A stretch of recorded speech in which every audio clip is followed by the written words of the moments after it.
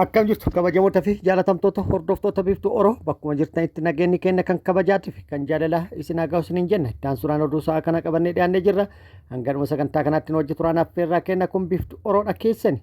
Jajjabeeffadhaa laayikii sheer godhuu hin dagatina. Kallattiimaan gara mata duree oduu amma qabadhetti yeroo dabru oduun jalqaba.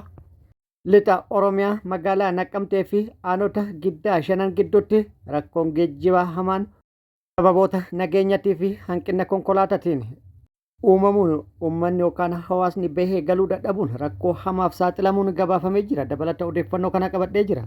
Godaantonni lammiilee Itoophiyaa 200 ta'an Jibuutii irraa gara Itoophiyaatti deebifamuuf jedhamee jira. Dabalata odeeffannoo kanallee qabadhee jira.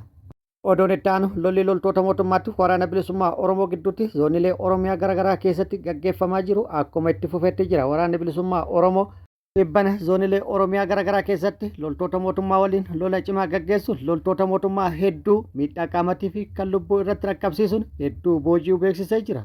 Har'as booji'amtoota hedduu isiniif qabannee jira. Gama biraatiin waraanni bilisummaa Oromoo baha Oromiyaatii fi akkasumas giddugala Oromiyaatti loltoota mootummaa waliin lola gaggeesse irratti injifannoo argadhe jedhee jira. Lola gaggeesse irratti ajajoota waraana mootummaa hedduus miidhaa irratti rakkabsiisuu odeeffannoo nu ga'e ibsee jira. Guutuu odeeffannoo kanaa qabannee jirra isin biraan geenna. Guutuu odeeffannoo kanaatii fi kan biroo wajjin isin wajjin ka turu ani Bariisoo Ganamooti. Guutuun oduu wal duraa duubane akka itti aanu kanatti isiniif dhiyaatu. Lixa Oromiyaa godinaalee Wallagga Bahaa magaalaa Naqqamtee fi aanaalee shanan giddaa gidduutti rakkoon geejjibaa hamaan jiraachuun gabaafamee jira. Jiraattonni yaada kennaniin magaalaa Naqqamtee irra gara aanaalee shanan kanatti yookaan shanan giddaa kanatti deemuunis ta'ee aanaalee shanan giddaa kanneen irraa gara magaalaa Naqqamteetti dhufuunis hin danda'amu jedhanii jiru. Konkolaataa argatuuf guyyootaaf dhaabbatanii akka eeggatan kan himan yoo ta'u isaan amma viidiyoo irratti argitan kun haaluma kanaan konkolaataa eeggatuudhaaf hiriiranii yeroo dheeraa kan dabarsan ta'uu dubbatanii jiru. Haleellaa humnoota finxaaleeyyiitiin raawwatamuun wal qabate haalli nageenya rakkoo hamaa keessa galuu wajjin wal qabate karaa sanarraan imaluun baay'ee rakkisaa akka ta'e jiraattonni dubbatanii jiru.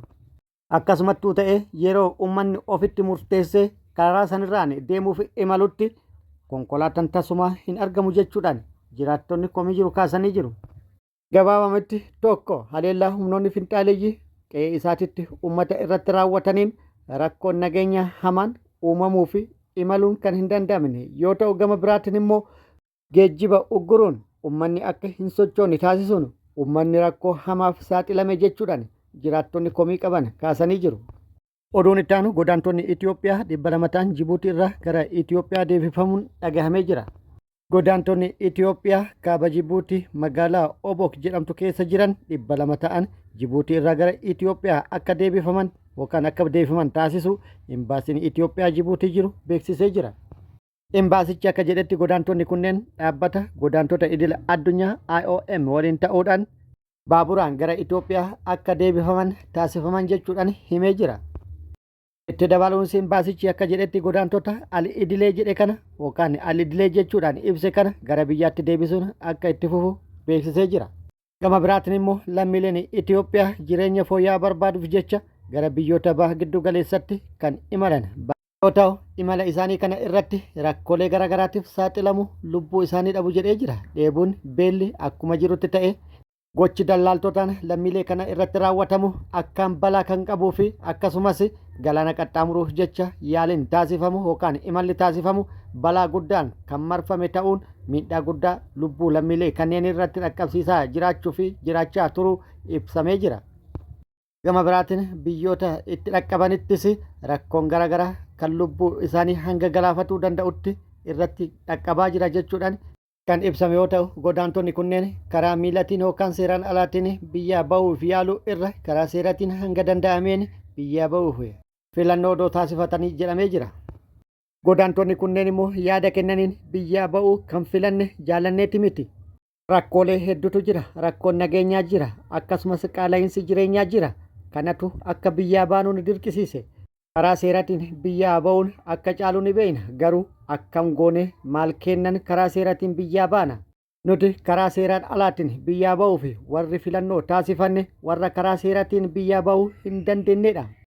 Nuti karaa kanaan yeroo biyyaa ba'uuf murteeffannu lubbuu keenya irratti murteessineeti carraan nu godhee Yoo milkoofne jirra yoo hin milkaa'inis wanti goonu hin jiru carraa kenna jechuudhaan abdii kutannaadhaa fi abdii kutatanii kan biyyaa bayan ta'uu isaanii yaada kennaniin ibsanii jiru. Oduun itti aanu lolli loltoota mootummaatti waraana bilisummaa Oromoo gidduutti zoonilee Oromiyaa garaagaraa keessatti gaggeeffamaa jiru.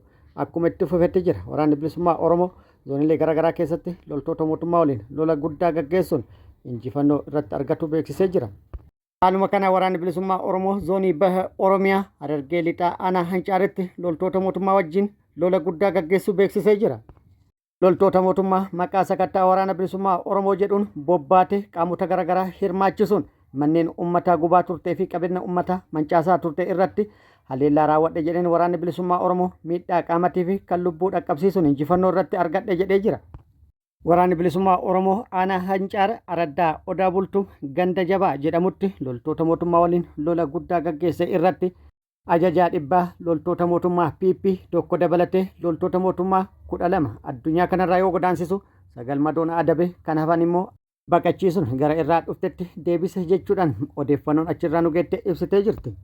Lolli kun kan gaggeeffame guyyaa tokko dura caamsaa 24/2026 yoo ta'u lola gaggeeffamee ture irratti humnoonni PP qaamota garaagaraa hidhachiisuun isaan jibbaa Oromoo qaban hunda hidhachiisanii uummata irratti bobbaasuun humnoota kanaa waliin bobbaatee yeroo miidhaa dhaqqabsiisaa turtetti walumaan kan adabaman ta'ullee waraanni bilisummaa Oromoo naannichaa ibsee jira. Haaluma wal fakkaatu waraanni bilisummaa Oromoo zoonii giddugala Oromiyaa kaaba shawaatti loltoota mootummaa waliin lola gaggeessuu beeksisee jira.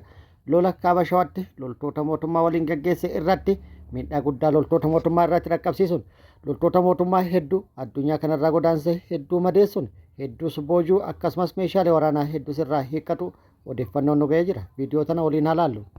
Kan viidiyoo irratti argitan kun loltoota mootummaa kaaba shawaatti booji'amanidha. Meeshaan kaaba shawaatti lola loltoota mootummaatti waraana bilisummaa Oromoo gidduutti gaggeeffamaa ture irratti waraanni bilisummaa Oromoo loltoota mootummaa irraa hiikkateedha.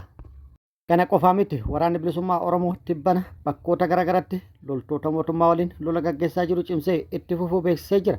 Bakkoota garaagaraatti lola loltoota mootummaa waliin gaggeessaa jiru irrattis loltoota mootummaa hedduu booji'ee jira.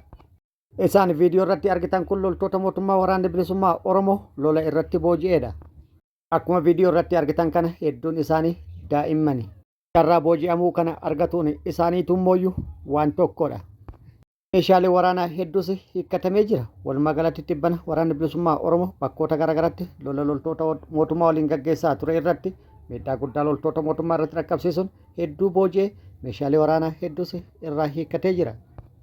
Viidiyoon itti aantu tunis booji'amtoota waraana mootummaa waraana bilisummaa Oromootiin booji'aman kan tibbana booji'aman kan agarsiiftudha. Fudhachitti leenjite marsaa meeqa fa'a?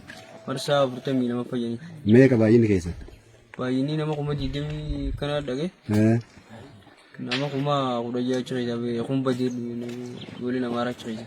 Eessa irra turte? Ani ejere aboote. Aboote turte? Aboote. Aboote akkamiin gara kan dhuftarre? Aboote turre abooteedha bakka jara wataadara tokko gadi sin jira isaan sin gargaartanii yani fuudhanii nu gabbisanii kun. Booji'amtoonni kunniin akka jedhanitti dirqamaan gara dirree leenjitti geessuudhaan dirqamaan gara dirree lolaatti nu bobbaasan jechuudhaan kan dubbataa jiran. Kan booji'aman hedduu yoo ta'u waraanni bilisummaa Oromoo mirga isaanii kabajee haaluma seera idil addunyaa booji'amaatiin wantoota isaanii barbaachisan isaanii dhiyeessuu fi hamilee isaanii eeguudhaan akkasumas fedhii isaanii irratti hundaa'uudhaan akka fedhii isaaniitti isaan keessummeessaa jiraachuu waraanni bilisummaa Oromoo beeksisee jira.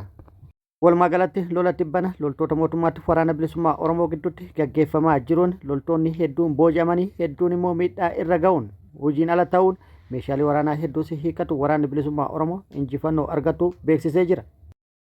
Oduun itti aanu Dr. Tewoodiroos Adhanom weerarri Iboolaa nu dura tarkaanfataa jira yookaan immoo nu caalaa tarkaanfataa jira jechuudhaan ibsa baasee jira. Dhaabbanni fayyaa addunyaa balaan weerara Iboolaa addunyaa irratti saffisaan babal'ataa jiru sadarkaa yaaddessaa irra gahe jechuudhaan ibsee jira. Daayirektarri olaanaan dhaabbata fayyaa addunyaa WHO Dr. Tewoodiroos Adhanom ibsa hatattamaa kaleessa kenneen weerarri Iboolaa Riippaabilika Dimokiraatawaa Koongoo fi Ugaandaa keessatti deemaa jiru sadarkaa murteessaa yookaan yaaddessaa irra ga'uu ibsee jira. Odeeffannoo hanga ammaatti argame lakkoofsa saayintistoota shakkamanii sababa weerara vaayirasii iboolaatiin lubbuun isaanii darbee 220 gahe jedhamee jira. Dhiyeenya kana weerarri gosa iboolaa baandii buugiyoo jedhamu kan kana dura baay'ee hin turin yookaan hin jirre talaaliin mirkanaa'e yookiin yaaliin bu'a qabeessa ta'e gosa kanaaf waan hin jirreef balaa kana dachaadhaan akka dabalu taasisa jedhee jira. Dhumarratti Dr. Tewoodiroos Adaanoo hojii keenya saffisaa ol aanan babal'isuuf ciminaan hojjetaa jiraannus yeroo ammaa garuu weerarri kun nu caalaa saffisaan deemaa jira jechuudhaan ibsee jira. Vaayirasiin iboolaa kun Ugaandatti namoota 7 lubbuu galaafatuun kan himame yoo ta'u biyyoota ba'a Afrikaa hundaaf yaaddoodha jedhamee jira. Itoophiyaa dabalate. Kabajamoota fi jaalatamtoota hordoftoota biiftuu Oroo oduun ammaaf qabadhe kana hanga ammaa kana guutuu oduu wajjin kan ture ani Bariisoo Ganamooti. Hanga yerootti aanutti deebinee wal agarrutti nageenyi Rabbii isiniif haa baay'atu nagatti nu turaan hawwii kenna.